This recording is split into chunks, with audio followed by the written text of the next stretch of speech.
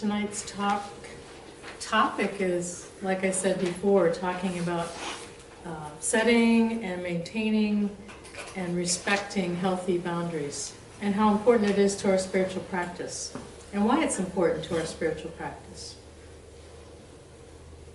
Now, for me, it's become an interest because I've been really excited and passionate about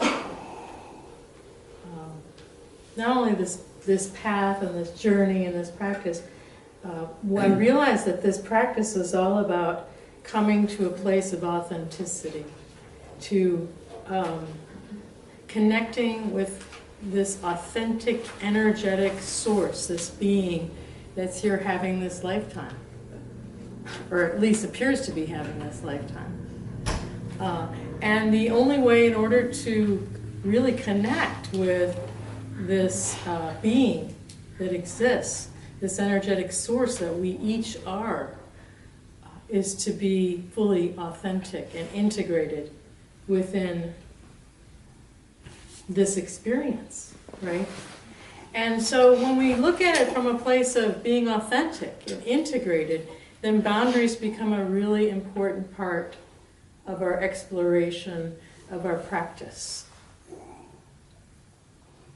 Philip Moffat, he said, poorly defined or inappropriate boundaries are the cause of much suffering, and that suffering is compounded for some people by confusion regarding the teachings of oneness, selflessness, and non-separateness.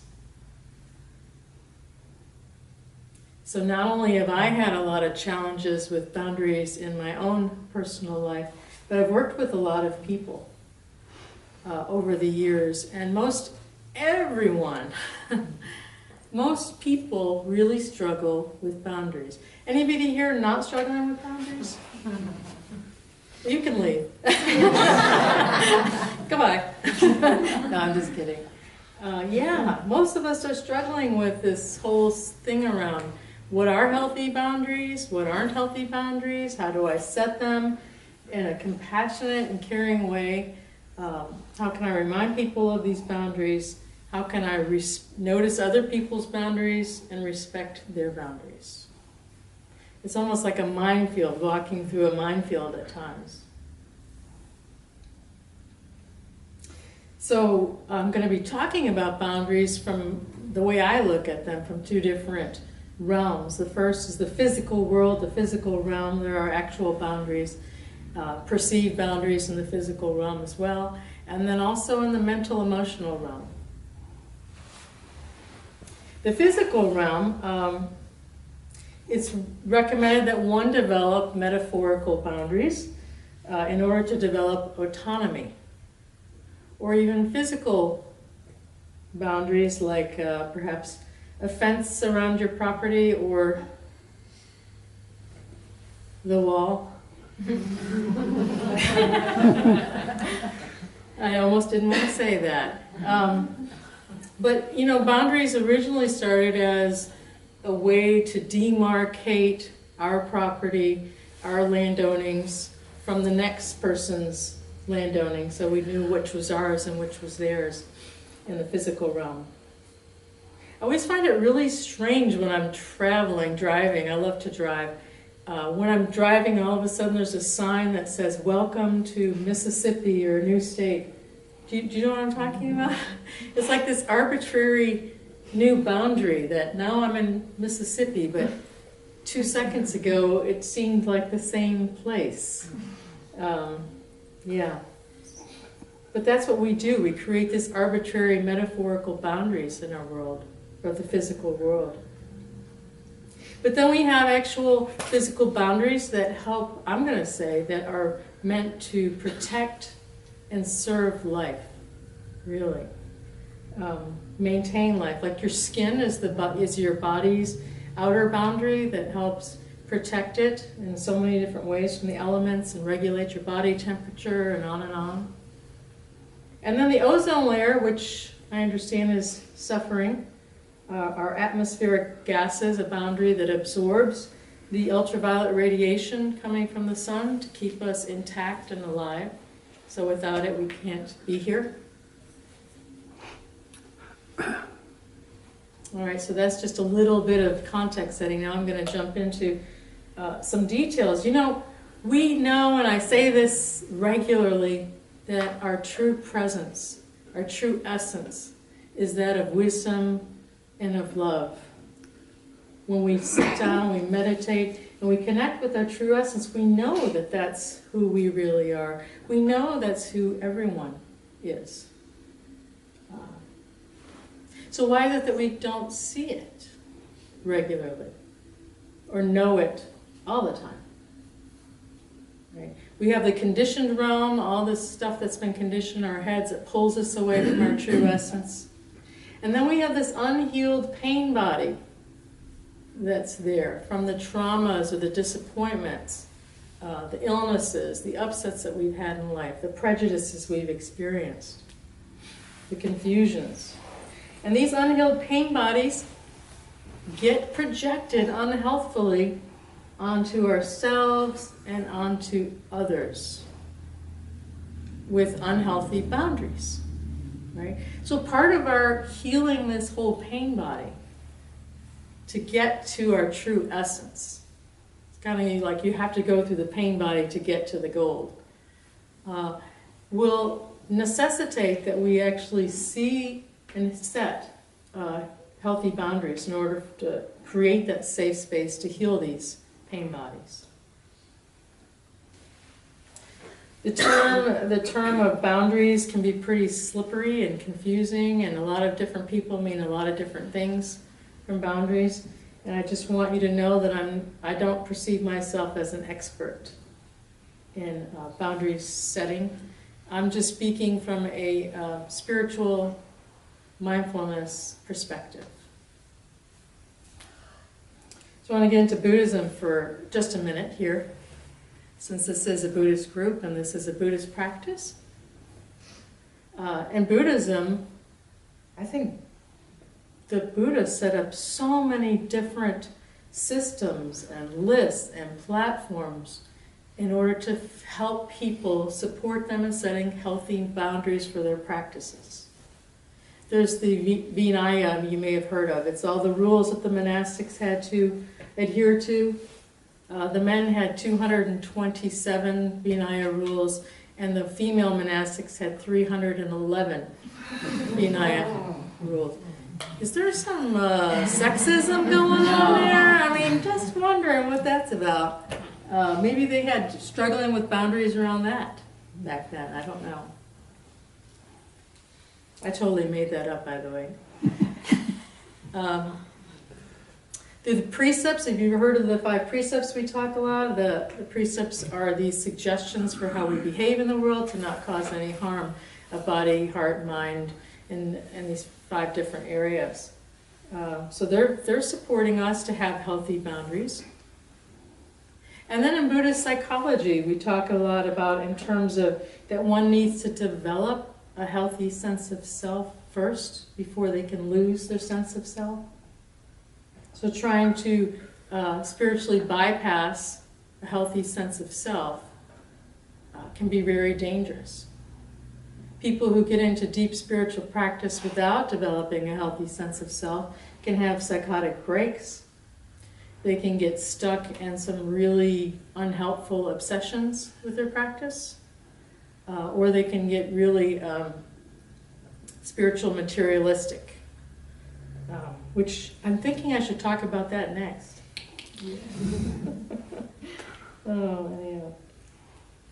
So yeah, having these healthy boundaries, as I've said, is such an important part of developing this healthy sense of self. And we want to have this healthy sense of self to be able to bring it to this practice. Because once you delve into this practice, you've probably seen some pretty unpleasant, anybody seen unpleasant things in their practice? Difficult things, perhaps, right? So you have to have a really good sound foundation in order to deal with these difficulties and beautiful things too, so that you can have a balanced relationship with whatever's arising.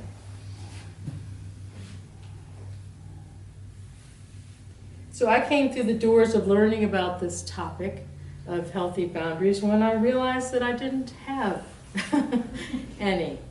And that I would find myself enmeshed, totally enmeshed in the experience of others.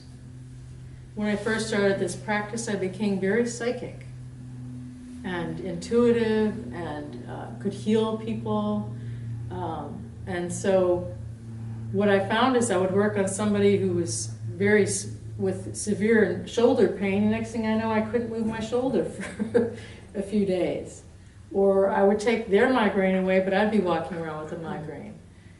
And I realized that I needed to set up some healthy boundaries to maintain my own energetic space.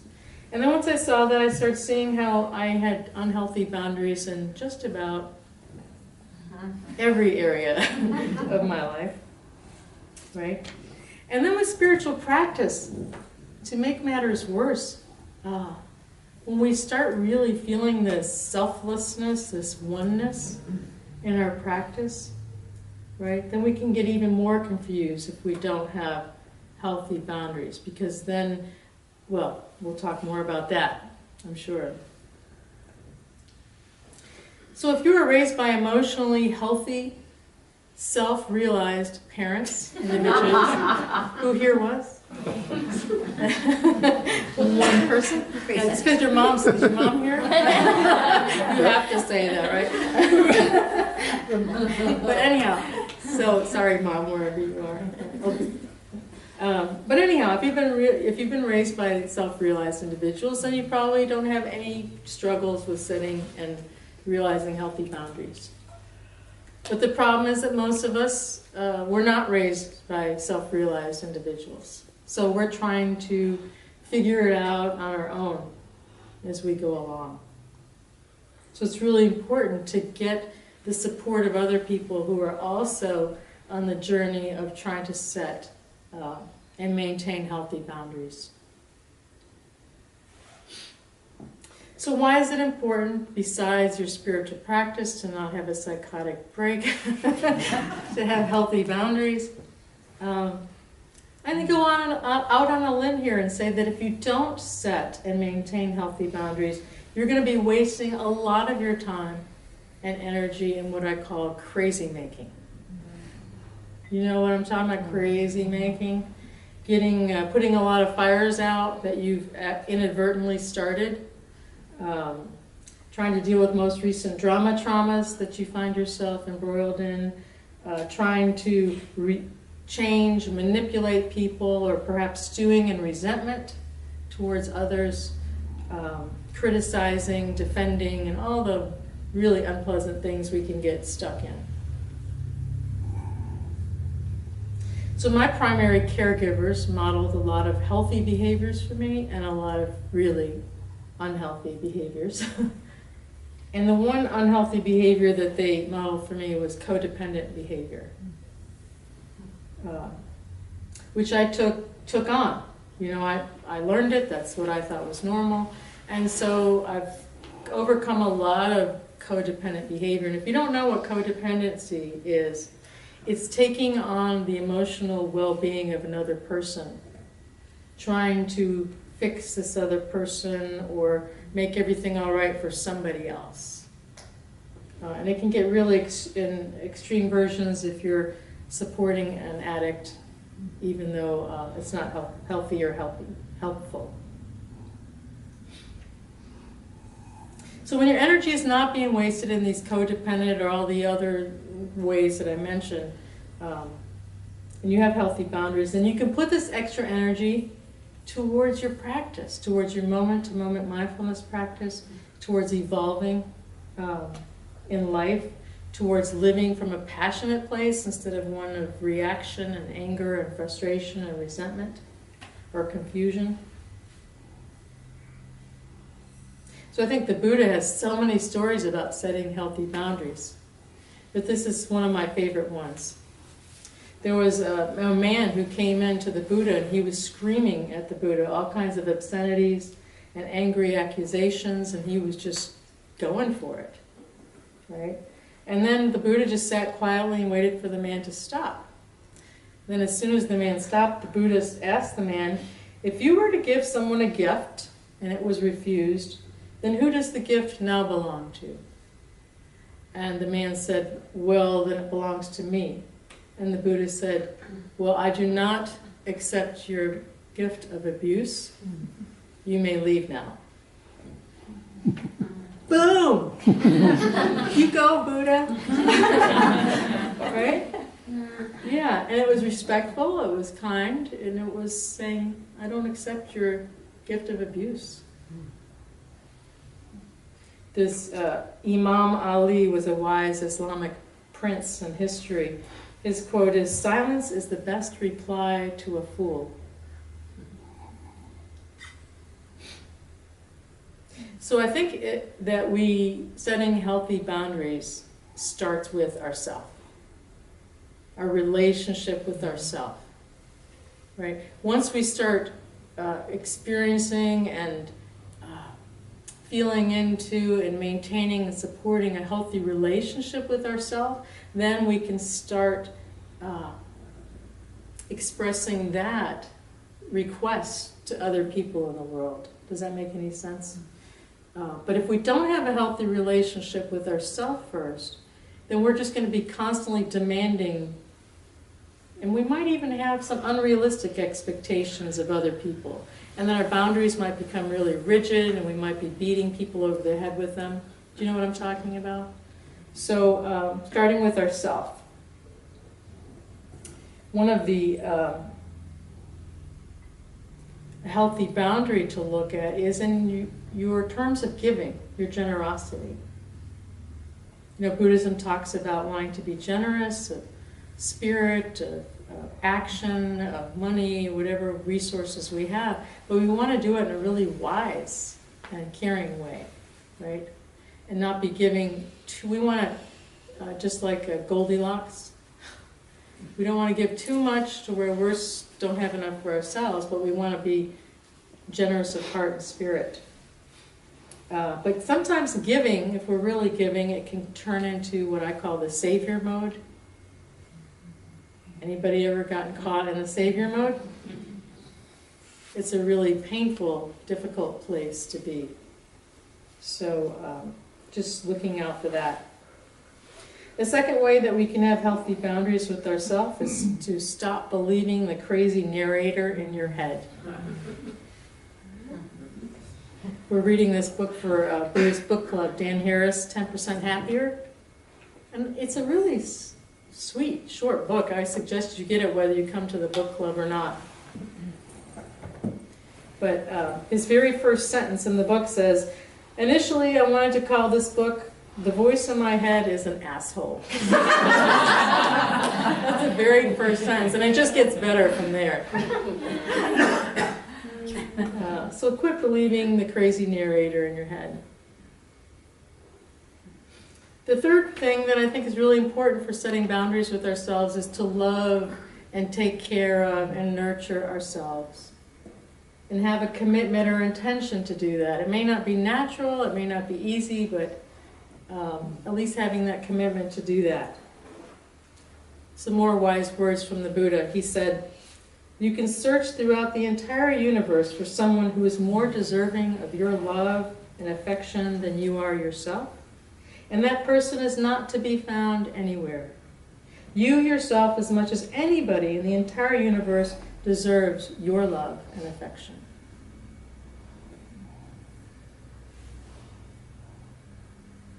So a lot of people feel that taking great care of themselves is giving in to every single craving and worldly desire that is out there. And that's not what this means. Right? It's about taking care of yourself to what you need the most, what would be the most helpful for you. Getting caught in craving and desire and fulfilling every want that ever existed is not particularly healthy. And it'll actually lead to the road to more suffering in the long run, right? So he's talking more about the middle path, taking the middle path.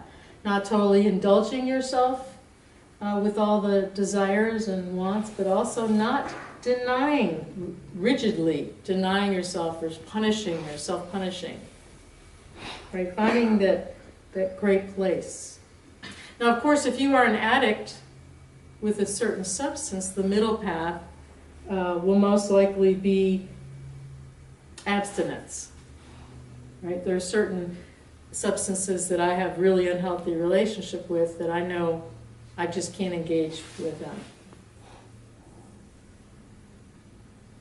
And the last way to really nurture yourself with healthy boundaries is to train your mind with meditation. Here's the Buddha again. To enjoy good health, to bring true happiness to one's family, to bring peace to all, one must first discipline one's own mind. Well, most untrained minds are illogically compartmentalized.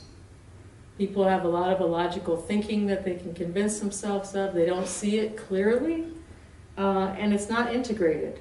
The untrained mind is all over the place, too. Does anybody know what I'm talking about? So this whole meditation practice is actually integrating the different aspects of the mind. You can do the brain science. It's really amazing how it helps us integrate all these compartmentalized parts of our brains. The untrained mind is in reaction to the moment instead of in wise response to the moment, which is what we're cultivating with meditation practice. We are sitting, watching the moment, watching our minds, having compassion for ourselves. We're training our minds to see clearly what's going on in the moment. And when we do that, we start to see all the unhealthy patterns that we have. We start to see how we're putting up with things that maybe aren't very healthy in our lives. We start to see our own problems with boundaries and our reactions to different things. Like I said before, when I first started meditating, I realized that I had almost no boundaries. People could yell at me, they could beat me, they could curse me, they could criticize me, and I either cowered down into a quiet little being, didn't say much of anything. I would ignore them or suppress it on one hand, and then every so often I would just blow up into this volcanic, dangerous eruption when I couldn't take anymore. So I did not have a healthy relationship at all with boundaries. So here are some ways that boundaries are not respected, either from people towards us or us towards others. Physical and emotional boundaries. Everyone's are a little different, by the way. Have you noticed that? So our job as mindfulness practitioners are to be aware of other people's boundaries and do our best to respect them if they're reasonable, right? One way is people have their rights to their own opinions and their own perspectives. Can we say that again? Paul's saying, oh no, they don't. But they do. They do. People have rights to their own perspectives, their own opinions. It can be, I've seen and I've engaged in healthy debates of two unattached people with different perspectives that can be invigorating and even healthy. But it is not any of our jobs to convince others of our way of thinking or to judge them for their way of thinking. People have the right to their own personal space. Other cultures have different personal space boundaries, I've noticed. But you can pretty much feel what's appropriate when you're around somebody if you're paying attention. You know, I have people come to talk to me, and sometimes people get like right up in my face. And I find myself backing up until I'm against a wall. You know, feeling like, oh gosh, please give me a little bit of personal space here. Does anybody know what I'm talking about? Yeah, so we have this bubble. Remember our bubble? And everybody has a bubble. So if you notice people are backing up, then you might want to back up a little and give them some more space.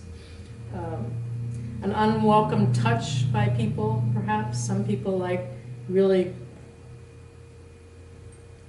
You know, there's a certain level of energetic permission that has to happen before people are vulnerable enough to be touching one another. Right? So there's a bit of wisdom that has to come into touching other people. If they come up to be hugged, then, oh, okay, that's great. I went out with some friends this past weekend, and this friend I was with ran into another friend that I've never met before. And this friend said, oh, I want you to meet Ronya Banks. And this other lady just reached over and said, well, I'm a hugger. And she grabbed me and started hugging me. And I was a little shocked somewhat turned off by that, because I didn't know her. We didn't have this energetic permission. The vulnerability wasn't there to be, hugging on each other.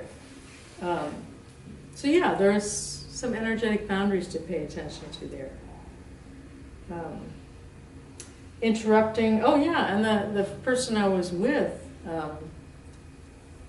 the fellow that I was with, I don't know him that well, we're just kind of friends, had his stool facing my stool and our knees were facing each other. And so I kept backing my stool up and he kept bringing his forward until his knees were touching my knees. So I was like, there's some boundary issues going on tonight.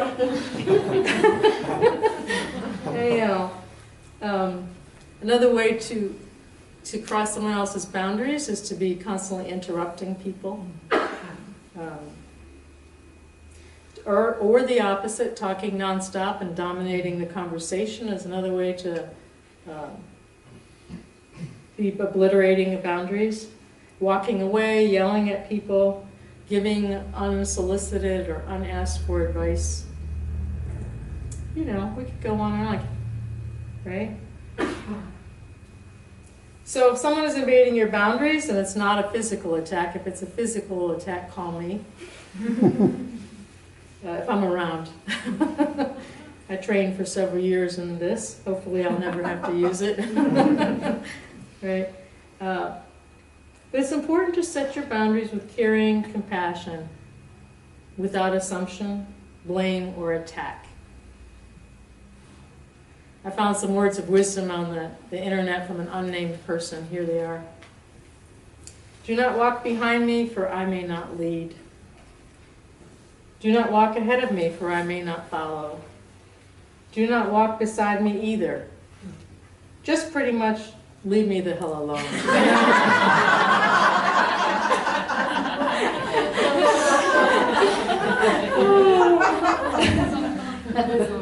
So that's not what I was talking about.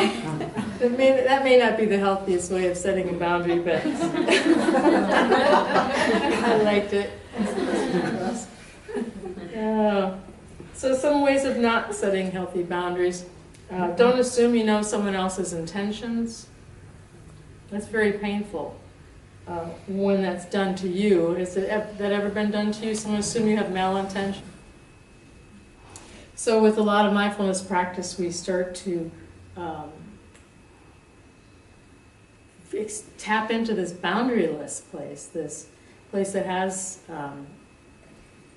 where we feel the interconnection, the true deep connection with all people, and we know that we're of the same, we don't know what it is, right? But it's just a pulsating, beautiful, energetic connection that we have with all life. And it's really important once we start to have that experience to not think that that gives us permission to lose all of our worldly boundaries. We still have our worldly boundaries to maintain in real life. In fact, I'm going to say that the more that we tap into this mindful connection with other beings and with ourselves, that has us really start to appreciate, love, and respect people more. The more we tap into it, not less. Because the more we feel that love for another person, the energetic love for another person, the last thing we're going to want to do is to harm them in any way. So we're going to want to maintain their boundaries, or respect their boundaries for them. So I think that this practice actually not only helps us to see our own boundaries, respect and set our own boundaries, it really helps us to connect with appreciate, love, and respect other people's boundaries as well, in a very powerful and meaningful place. And what's really cool is when we do that, then we can dive into and fall into even more deeply this boundaryless place, this place where we're all deeply connected.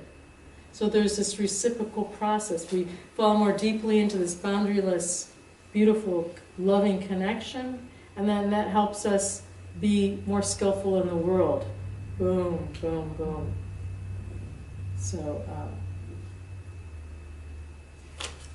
anyhow, I hope that this practice with boundaries is meaningful to you and that you enjoy the practice, not take it as something difficult to have to work with.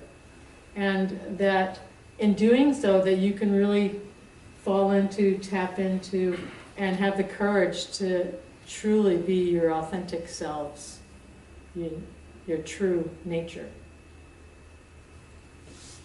Thank you.